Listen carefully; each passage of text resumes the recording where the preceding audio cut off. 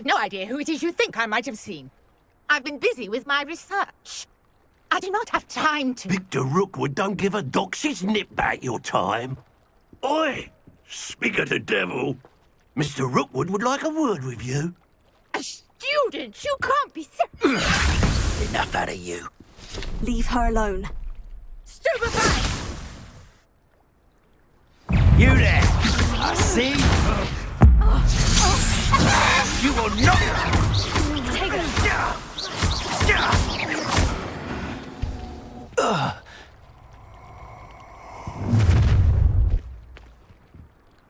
I'll watch the light go out of your eyes.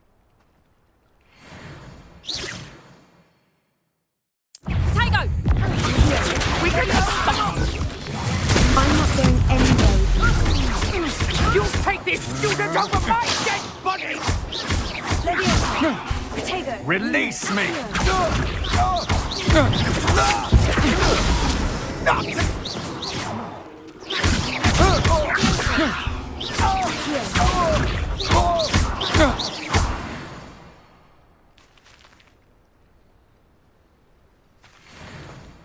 What on earth just happened? I've never been accosted in such a manner, and so close to Hogwarts.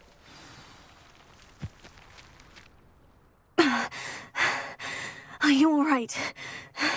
I am, thanks in no small part to your excellent defensive skills. Care to tell me why two Ashwinders were ready to dispatch me to get to you? Ashwinders? Victor Rookwood's thieves and extortionists, his little cronies. They seemed quite keen on you. It's a long story, but thank you for your help. Well, you've avoided them for the moment.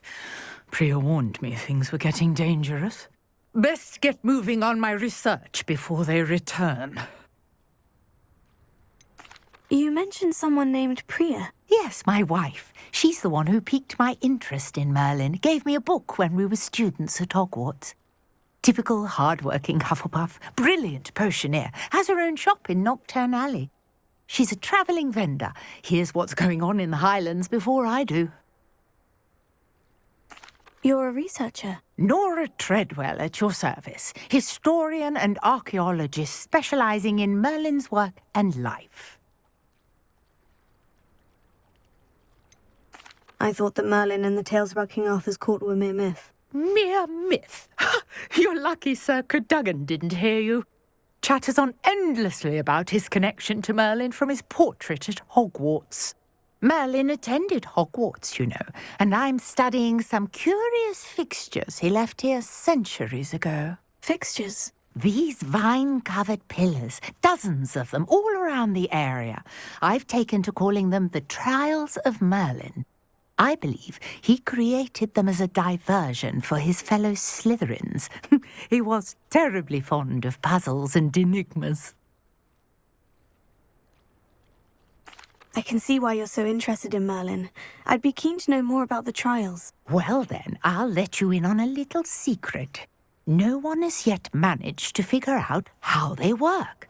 But I believe I have just unlocked a crucial clue. I suspect that Mallowsweet is an important component in getting the trials to work. Mallowsweet? Versatile herb. Merlin repeatedly mentioned it in his writings. I had just arrived to test my theory when I was so rudely interrupted. You see, each swirl in Merlin's writing has a symbol in the centre.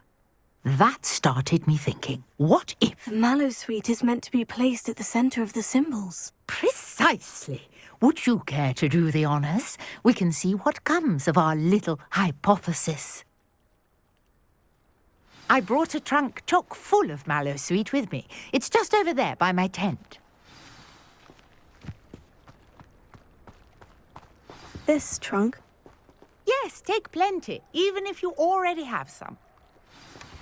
I have the Mallowsweet. Lovely. Now, notice the vines on these pillars here, as well as a stone swell on the ground. Each trial has these features. Place the Mallowsweet on the swirl, and we'll see what happens.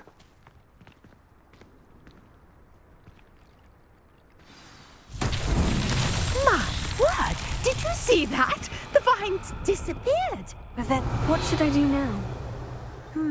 This is uncharted territory. I am curious about these pyres. Incendio! Merlin's beard! The flames make the pyre sink.